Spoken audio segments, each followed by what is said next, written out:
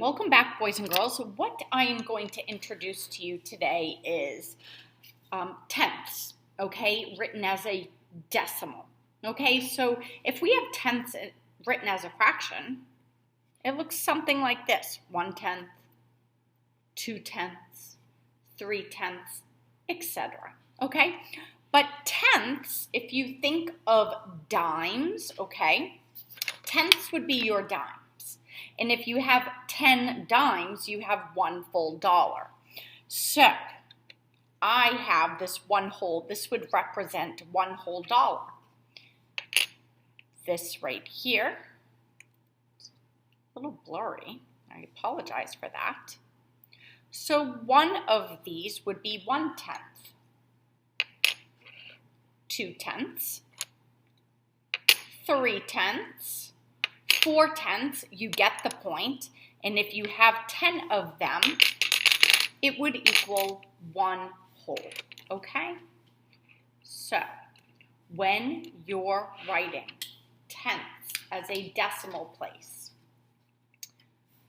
so far,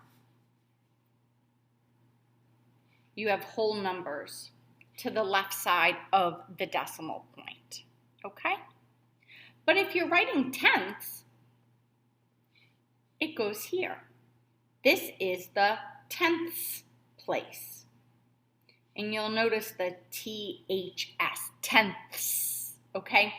Now, normally, when you go to the left of the decimal point, this is your ones place, this is your tens, hundreds, and so on. There's no once place, okay? We call it tenths place. So what I'd like to do together right now is the second Tuesday worksheet, okay? And the more we tackle this, the more it will make sense. Okay, so let's take out our packet once again. And the directions say that we are going to need to write the decimal and the fraction. All right, so we are literally just going to count how many tenths are shaded in. I shaded this, you can tell I did it. So there's 1, 2, 3, 4, 5, 6, 7, 8, 9. So let's write the decimal first, decimal point 9, and then you would write 9/10. Okay, 9/10. Sorry that this may be a little blurry, I don't know why.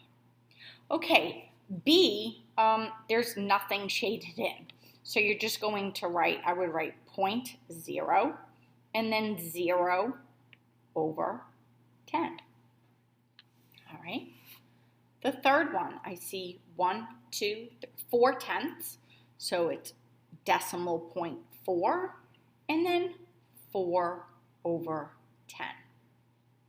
Now remember, if I go too fast, you're simply just going to pause the video. That's all. Okay. Next one. 1, 2, 3, 4, 5, 6. So that's 6/10, 0.6, and then 6/10. All right, moving on to E.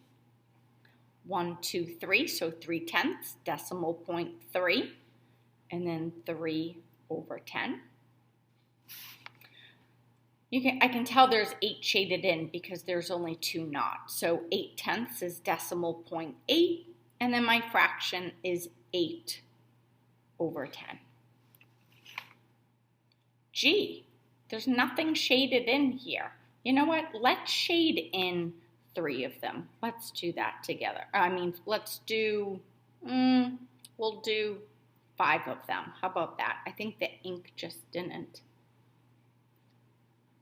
So I'll be able to tell if you didn't watch this video, because if you don't have the same answer as me, it's going to be very obvious that you didn't watch this video. So we're going to shade in 5. 1, 2, 3, 4, 5. That would be decimal point 5, and 5/10 is 5/10. Okay. H, I see 2/10 shaded, so that's decimal point 2, and then 2/10. And these are shaded in very lightly. 1, 2, 3, 4, 5. So we have our same answer again.